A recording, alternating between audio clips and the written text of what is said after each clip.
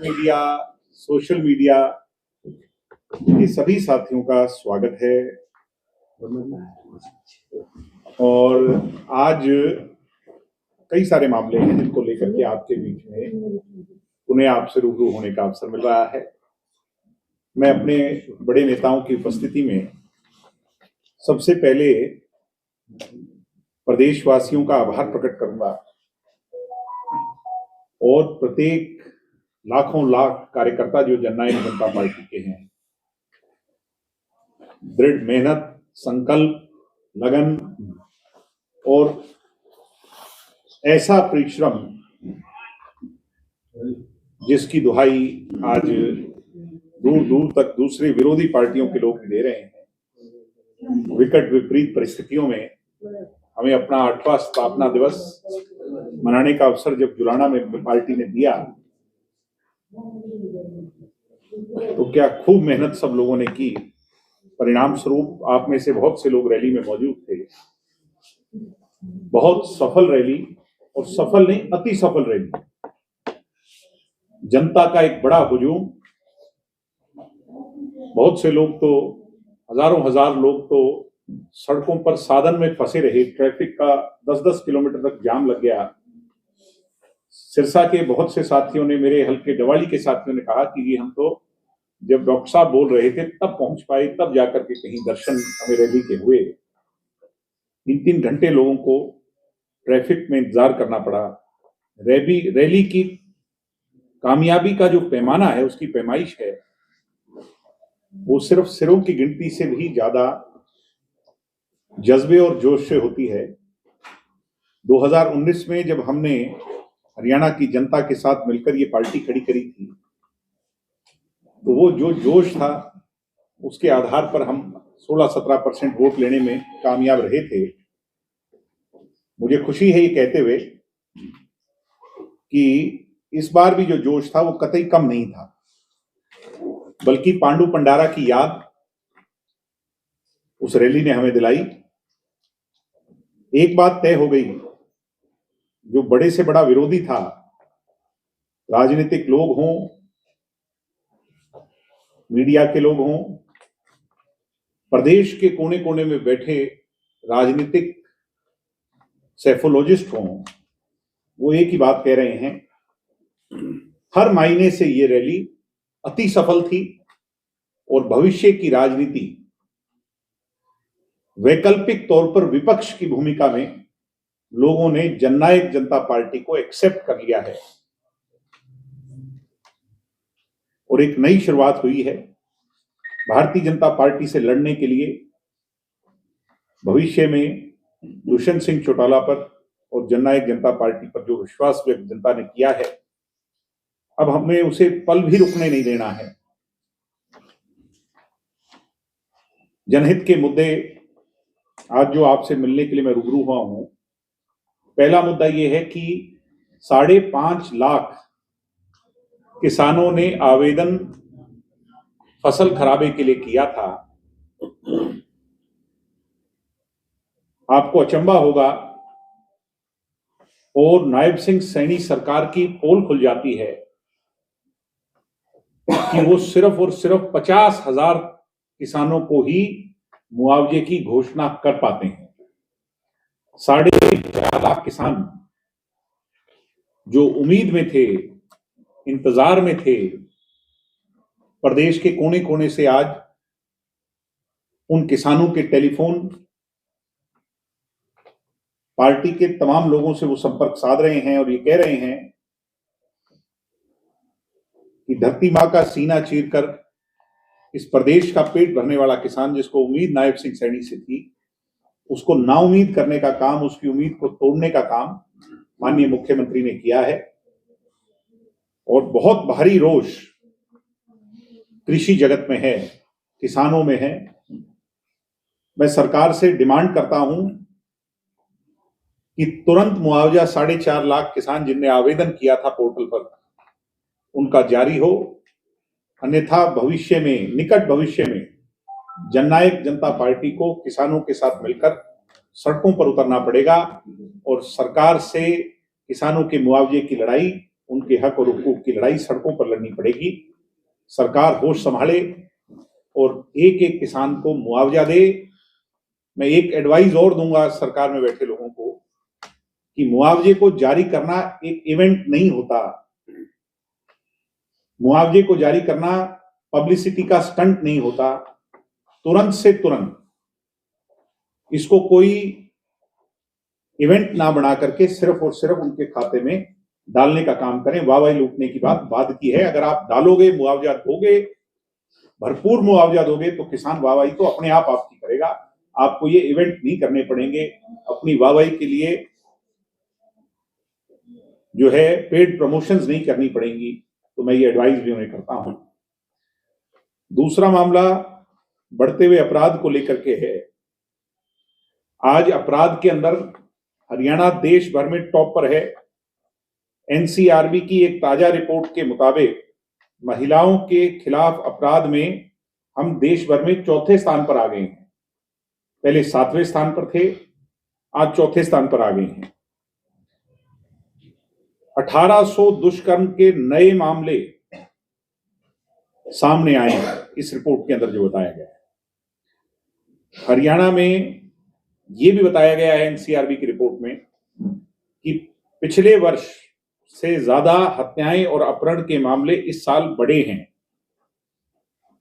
हर साल 1000 से ज्यादा लोगों के मर्डर हो रहे हैं। 4000 से ज्यादा लोगों के अपहरण की वारदात की घटनाएं एनसीआरबी की रिपोर्ट। और मैं इस रिपोर्ट को सिर्फ 30-40% ही मानता हूं। जो एनसीआरबी में क्राइम ब्यूरो में दिखाया जाता है वो 30% होता है, बाकी तो सरकारें छुपा लेती हैं। तो आप आंकलन लगा सकते हैं कि असली आंकड़ा कहां पर है। अपहरण के मामलों का अगर जिक्र करूं, 2021 में 3554, 2022 में 3891 और 23 आते आते 4149। और इस साल वो सारे रिकॉर्ड टूट गए। वो आंकड़े इससे भी आगे बढ़ गए, जिसके कारण जो 4000 का आंकड़ा है वो भी हमने पीछे छोड़ दिया। मेरा कहने का तात्पर्य ये है कि माननीय मुख्यमंत्री अफसरशाही और पुलिसिया तंत्र पर पूरी तरह अपना कंट्रोल खो चुके हैं। हम जब समाज के विभिन्न लोगों से बात करते हैं तो यहां तक सुनने को आया है कि डिस्ट्रिक्ट पुलिस के लोग आज इस तरह से विवश और बेसहारा सा महसूस कर रहे हैं कि वो जिनको इस तरह की थ्रेट्स हैं उनको ये कॉल कर करके एसपी लेवल तक के अधिकारी ये कह रहे हैं कि हमारा डिस्ट्रिक्ट का आंकड़ा ना बिगड़े, इसलिए खुद बदमाशों से आप समझौते कर लीजिए। ताजा मामला सिरसा का भी है, मैं नाम तो नहीं लूंगा। हर जगह पुलिसिया तंत्र में बैठे लोग बदमाशों के आगे पूर्णतः सरेंडर कर चुके हैं। This is total collapse of policing in Haryana. और इसका जिम्मेवार माननीय मुख्यमंत्री नायब सिंह सैनी जी और हरियाणा के director general of police OP Singh ji और उनकी पुलिस है। जब तक चुने हुए नुमाइंदों का अपने पुलिसिया तंत्र पर कंट्रोल नहीं होगा और अफसरशाही बेलगाम होगी, जिस प्रदेश के अंदर एक आईपीएस सुसाइड में डीजीपी का नाम लिख करके जाए, उस प्रदेश का भविष्य किन हाथों में सुरक्षित होगा, ये कल्पना से भी बाहर है। सिर्फ जाति पाति के नाम पर ये लोग सत्ता में तो आ गए, मूल रूप से जो हरियाणा के मुद्दे हैं उनमें ये टोटल कोलैप्स कर गए। किसान हो, कर्मचारी हो, व्यापारी हो। एक नया मामला नारनौंद का भी सामने आया। नर्सिंग कॉलेज के अंदर कुछ बच्चियों ने, हमारी बहनों ने सवाल उठाए, तो जो पत्रकार साथी आप जैसे वहां गए थे उन्हें पुलिस ने अरेस्ट कर लिया और उसको जो ओनर है उस इंस्टीट्यूट का, उसको अभी तक बेलगाम छोड़ रखा है। जिस पर यहां तक कि हमारी बहनों ने यह आरोप लगाया कि अश्लील फिल्में वहां दिखाई जाती हैं, उन्हें ब्लैकमेल किया जाता है, उन्हें विवश किया जाता है। तो मैं कहूंगा इस भी पूरे प्रकरण की गहराई से जांच होनी चाहिए, गहनता से जांच होनी चाहिए। जिससे दूध का दूध और पानी का पानी निकले। जेजेपी किसानों का विषय हो, अपराध का विषय हो, इन तमाम विषयों पर बहुत गंभीरता से जनता के बीच में निकट भविष्य में जाएगी। रैली की कामयाबी और मूल रूप से जन विरोधी बीजेपी की नीतियों को लेकर के दुष्यंत चौटाला जी, हमारे प्रदेशाध्यक्ष जी और हम सब कार्यकर्ता बहुत जल्द प्रदेश भर का दौरा फिर से शुरू करेंगे और जिसमें सभी 22 जिलों में जाकर के इस सरकार की पोल खोलने का काम करेंगे। लोगों का जो रोष है उस भावना को संजोने का काम करेंगे, जिससे इस सरकार की आंख को और कानों को खोला जा सके। सम्मानित साथियों, एक और बड़ी खुशी का विषय है और उसमें आपकी बड़ी भागीदारी है। जब हमने युवा जोड़ो अभियान चलाया था तो मुझे पूरे प्रदेश भर के 650 गांव घूमने का अवसर मिला और जब युवाओं को जोड़कर युवा योद्धा कार्यक्रम हमने चलाया तो शुरुआत सिरसा से हुई थी। सफल नहीं, अति सफल कार्यक्रम, आप लोगों की उसमें भागीदारी थी और उस कारवा को आगे बढ़ाते बढ़ाते हम उन्हें अन्य जिलों में लेकर के गए, कैथल में लेकर के गए, फरीदाबाद में लेकर के गए। अब शेष जो है 18 जिले बचे हैं, क्योंकि 19वां जिला जिसमें 13 मार्च को डॉक्टर साहब का जन्मदिवस होगा, उसको अगर एक्सक्लूड कर लें, उसकी शुरुआत 28 तारीख से युवा योद्धा के शायद 5वां या 6वां चरण है, मेरे एग्जैक्ट 5वां चरण है, चौथा चरण हो गया, 5वां चरण है। 5वें चरण की शुरुआत 28 तारीख को डॉक्टर अजय सिंह चौटाला जी की कर्मस्थली, जहां से वो चुनाव लड़ते आए, भिवानी महेंद्रगढ़, तो महेंद्रगढ़ जिले से उसकी शुरुआत होगी। 3 जनवरी को जी अपने भिवानी के अंदर युवा योद्धा का सम्मेलन किया जाएगा। जैसा मैंने कहा, आज प्रदेश का युवा इस सरकार की कारगुजारियों से परेशान होकर के अपनी आवाज को बुलंद करना चाहता है। उसके लिए राइट प्लेटफॉर्म देने का काम जननायक जनता पार्टी करती आई है और युवा योद्धा सभी 22 जिलों में कर करके, जैसा मैंने पहले भी कहा था कि 13 मार्च को हमारा बड़ा लक्ष्य है कि प्रदेश के लाखों युवाओं को, जैसे आप आम जनता को हमने जो है ना 7 तारीख को एकत्रित किया था, आपने देखा, वैसे ही सिर्फ युवा शक्ति को, जो 60% आबादी है प्रदेश की, उसको 13 मार्च को डॉक्टर अजय सिंह चौटाला जी के जन्म दिवस को युवा क्रांति दिवस के तौर पर जब हम मनाएंगे तो लाखों युवा प्रदेश के जो है वो प्रदेश के किसी कोने में एकत्रित होंगे और हुंकार भरेंगे, नायब सिंह सैनी सरकार के खिलाफ खड़े होंगे, लामबंद होंगे और जननायक जनता पार्टी की ताकत जैसे 2019 में बने थे वैसे ही फिर बनेंगे। जेजेपी और जेजेपी का कार्यकर्ता इस रैली के रिजल्ट के बाद जो आम जनमानस के अंदर जो एक भावना बनी है उसको लेकर के बहुत उत्साहित है और अब वो घर नहीं बैठना चाहता, बल्कि हम निरंतर संपर्क में हैं कार्यकर्ताओं से। अब जेजेपी के आम साधारण कार्यकर्ताओं की मांग है कि गांव-गांव, गली-गली, वार्ड-वार्ड जाकर के, शहरों में जाकर के इस सरकार की कारगुजारियों को जनता के सामने लाया जाए और मजबूत विकल्प बन करके भविष्य 2029 की तरफ निशाना साधा जाए, जिससे किसान, कर्मेरे, गरीब, मजदूर, कर्मचारी और 36 बिरादरी की सोच की सरकार प्रदेश में बने और युवा के हाथ में प्रदेश का, पढ़े लिखे के हाथ में प्रदेश का नेतृत्व हो, कुशल नेतृत्व हो। इसके लिए अब हम काम करेंगे। मैंने जैसा कहा, किसान परेशान है। मैं फिर से मांग करता हूं, डिमांड करता हूं कि 4.5 लाख आवेदक अभी भी इंतजार में है नायब सिंह सैनी जी, उनका इंतजार कब खत्म होगा ये हम आपसे डिमांड करते हैं। प्रदेश के अंदर बढ़ते अपराध की चिंता में न बदल जाए, इसके लिए मैं आज आप लोगों के माध्यम से मुख्यमंत्री जी तक अपनी बात पहुंचाना चाहता हूं। धन्यवाद। जेजेपी की जो नेता है, 4 नेताओं की जो है सिक्योरिटी वापस ले ली गई है। तरह ये दिया जा रहा है कि आप द्वारा मंच के जरिए रैली में डीजीपी पर कुछ कमेंट किया था। हाँ, तो डीजीपी पर कमेंट करने का मतलब, डीजीपी कोई भारतीय जनता पार्टी का कोई एडवोकेट थोड़ी है। ओपी सिंह जो है वो बीजेपी के एजेंट थोड़ी हैं, वो तो प्रदेश के नौकर हैं। जो आईपीएस हो, आईएएस हो, जो सिविल सर्वेंट हो, what is the meaning of civil servant? Servant का मतलब क्या हुआ? चौधरी देवीलाल क्या कहते थे जब इन्हें गांव में ले जाते थे, बड़े बड़े अधिकारियों को, मगर हालात बदल गए, क्योंकि पॉलिटिकल जो विल है वो कमजोर हो गई, और जो ये नौकर होते थे अब वो बॉस मालिक बन करके बैठे, तानाशाह बन करके बैठे, और ओपी सिंह भी उनमें से एक है। आप ये मुझे बताओ कि थार पर और बुलेट पर कमेंट कर करके वो क्या जताना चाह रहे हैं? जिस किसी के पास थार है, जिस किसी के पास बुलेट है, वो सब गुंडे बदमाश हैं। अगर ये सरकारी स्टेटमेंट है तो फिर थार और बुलेट को हरियाणा में क्यों बिकने दे रहे हो? फिर तो महिंद्रा के और इनके जो बुलेट का जो रॉयल एनफील्ड है, ये कंपनी बंद हो जानी चाहिए हरियाणा में से, इसको बेचने का अधिकार ही नहीं होना चाहिए। यानी एक बात तय है, मान लीजिए ये तानाशाह लोग हैं और इनके हाथ में अब ये जो कलम आ गई, इसको उस तरह की तरह इस्तेमाल कर करके ये लोगों की मूल भावना को काटना चाहते हैं।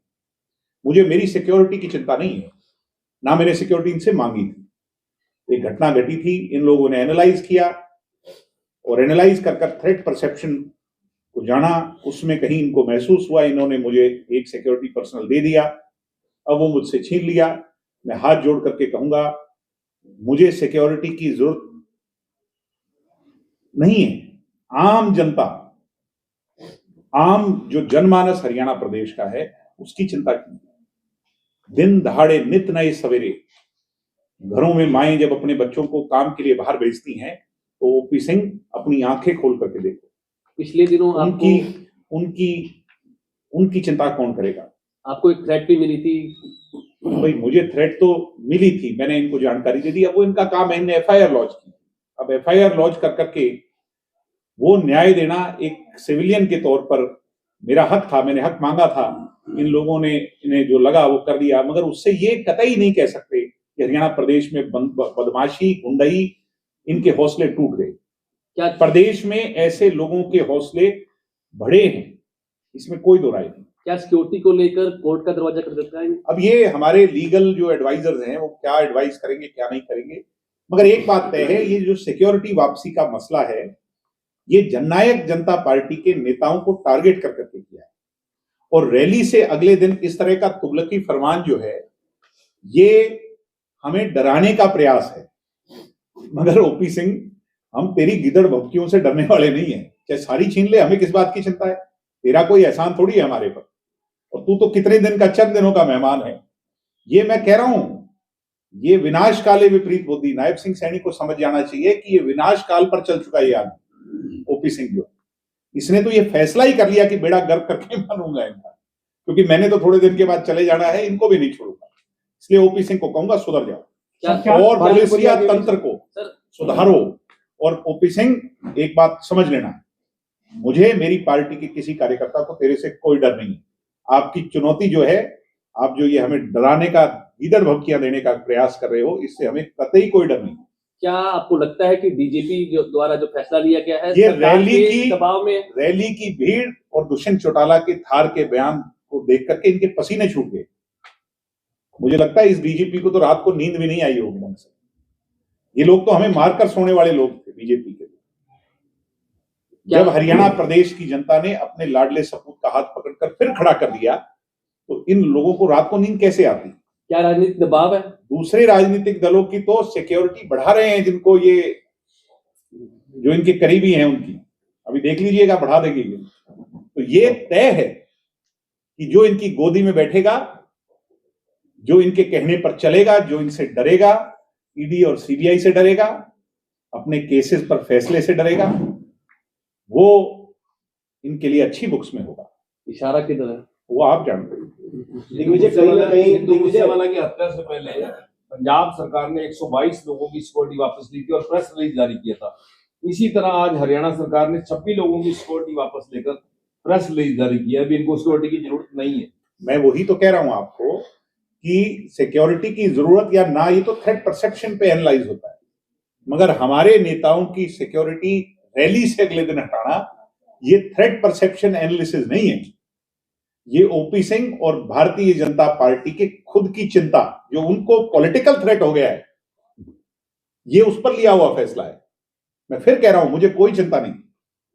वो तो इन्हें देखना है, एक सिविलियन को, मेरे को और आपको कैसे प्रोटेक्ट करना है। अभी देखो ना आप, उस पे फैसले में, उस तुगलकी फरमान में क्या लिखा है, आपने उसको पूरा पढ़ा हो, उसमें लास्ट में लिखा है कि इन 26 लोग या जितने भी लोग हैं, अब इनकी सिक्योरिटी की जिम्मेवारी एसपी और एसएचओ की होगी। यानी खुद से पल्ला छुड़वा लिया। कल को किसी को भी कुछ हो जाए, भगवान ना करे किसी पर कोई हमला हो जाए, तो मारा कौन जाएगा? SP SHO. तो हमारी जो लेडी एसपी है, बहुत अच्छी महिला है, उनसे बात हो रही थी, तो वो तो कह रही थी जी मेरे हाथ में ही कुछ नहीं है। वो कहने लगी जी जब हमें डीजी ऑर्डर करेगा तो वो मालिक है हमारा, हमें तो वो फैसला लेना पड़ेगा। तो ये सोचने का विषय है कि आगे कोई मारा जाएगा तो वो एसपी और एसएचओ मारे जाएंगे। ये लोग पल्ला छुड़वा चुके हैं। जो लाना वैली की कई कामयाबी की सरकार की बौखलाहट नजर तो नहीं आ रही? मैं कह रहा हूं कि उस दिन से इनको नींद नहीं आ रही ढंग से। ये जो कल्पना करके बैठे थे, ये हिल गया है, सारा सिस्टम हिल गया। बहुत सारे लोगों के दर्द हुआ है, और कुछ लोग तो दुबक करके घरों में बैठ गए हैं जो बड़ी बड़ी बात नहीं करते थे, जो हमें जीरो कहा करते थे, वो नजर ही नहीं आ रहे उस दिन से कहां चले गए। हम तो देख रहे हैं उन्हें। श्रीमती सुनैना चौटाला ने बयान दिया है। किसने जी? आपकी चाची श्री ने। हाँ जी। दोनों बच्चे गलती मान लें और परिवार एक हो जाएगा। फिर क्या करेंगे? इकट्ठे हो जाएंगे सारे। तो वो परिवार में कब आई? वो तो परिवार में वो और मेरे चाचा जिनकी वो धर्मपत्नी है, वो तो हमारे परिवार में बाद में शामिल हुई। वो तो हमारा विरोध किया करती थी पहले। उनके हस्बैंड जो मेरे चाचा हैं, वो तो हमारे विरोध में रहा करते थे। ये तो चौटाला साहब ने जब हमें पार्टी से निष्कासित किया, या इन लोगों ने किया, जैसा भी हुआ, उसके बाद ये लोग वापस उसमें शामिल हुए थे। और ये परिवार को एक करने का जब इस तरह का बयान देते हैं, मैं इन्हीं से पूछ लेता हूं, ये वहां पक्के हैं क्या? मेरा सवाल है कि वो वहां 2029 में रहेंगे क्या? अगर इस बात की एश्योरिटी दे दें तो फिर हम आगे सोचेंगे। जो खुद पक्का ना हो वो दूसरों को तो कम से कम राय ना दे। डॉक्टर हड़ताल पे बैठे हैं दिग्विजय 3 दिनों से, और व्यवस्था जो है, मरीज जो है धक्के खाने को मजबूर है, कैसे हालात देखते हैं? डॉक्टर्स की हड़ताल और उस पर अब इस तरह का एस्मा जैसा कानून लगा देना, यानी उस चिंगारी को आग में तब्दील करने की बात है। डॉक्टरों की सुनवाई होनी चाहिए, जिससे आम जनता जो आज परेशान है, बेतहा दुखी है, उसको और विवश और मजबूर ना होना पड़े। इसलिए सरकार तुरंत से तुरंत, मुझे लगता है जो हमारे स्वास्थ्य मंत्री हैं, उन्हीं की कोई नहीं सुनता। देखा नहीं आपने, एक दिन वो सड़क पर हाथ हिला रहे थे, कोई गाड़ी वाला ही नहीं रोक रहा। आरती राव। अच्छा, आरती राव है क्या आजकल? पहले वो थे। तो आरती राव की भी कोई नहीं सुनता, मुझे लगता है। हालात ऐसे हैं, ये सच्चाई है। बुरा मत माने, वो मेरी बात का पहले भी बुरा मान गई थी एक दिन। मैं कह रहा हूं कि वो सच्चाई है कि कोई सुनता ही नहीं। हरियाणा में जो मंत्री हैं वो चाय और बिस्किट वाले मंत्री हैं। आप इनके पास जाइए, चाय पिलाएंगे, बिस्किट खिलाएंगे, काम नहीं कर सकते। काम की ताकत तो अफसरों के हाथ में, सारी टोटल कंट्रोल्ड बाय ऑफिसर्स। कल जो टीबी में जिस तरह का प्रकरण हुआ, किसानों पे लाठीचार्ज, आंसू गैस के गोले दागे गए, भाई मुझे उसका तो नहीं पता क्या हुआ क्या नहीं। हमारे संज्ञान में मामला आया और उन लोगों ने हमारे से समर्थन मांगा था कि इस तरह का मैटर है और इसमें आपका समर्थन दीजिए। तो मैंने भी एक वीडियो जारी कर करके कि अगर पर्यावरण को बचाने की बात है तो उसके अंदर पर्यावरण को बचाना तो अटमोस्ट इंपॉर्टेंट है, उसी के बाद हम सब हैं। तो अगर उस एथेनॉल फैक्ट्री को लगाने से वहां पर नुकसान होता है, उन्हें पर्यावरण को वहां पर कोई इफेक्ट होता है, तो निश्चित तौर पर उसको रिकंसिडर करना चाहिए। मैंने कल भी कहा। एक पूर्व आईपीएस अधिकारी हैं राम सिंह यादव, उनका अब ये कहना है कि अभय सिंह चौटाला ने उनको 39 जूते नहीं मारे, इसलिए वो माफी मांगते हैं। या तो जूते मारने वाला बताएगा या खाने वाला बताएगा, मैं तो नहीं बता सकता। ये तो वो मारे या नहीं मारे, पहले उन्हीं ने कहा था मारे, अब वो कह रहे मैंने नहीं मारे। तो अब मैं और आप तो वहां थे नहीं। जिसने मारे या जिसने खाए, जिसको दर्द हुआ या जिसने मारे, उसको क्या आक्रोश और क्रोध था, ये तो वो ज्यादा बेहतर बता सकते हैं। मगर हमें इस प्रकरण में माफी दीजिए।